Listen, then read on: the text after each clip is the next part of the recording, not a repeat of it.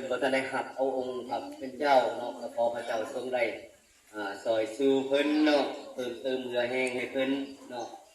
เลยโอกาสต่อไปเนาะในการนมัสการพระเจ้านี้เนาะก่อนเขาจะเอ็ดสิ่งใดเขาขอการทรงน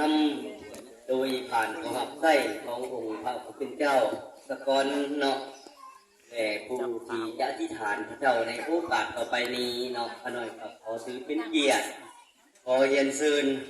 ผ่านศาสตราจารย์นุริศภาสวัสดิ์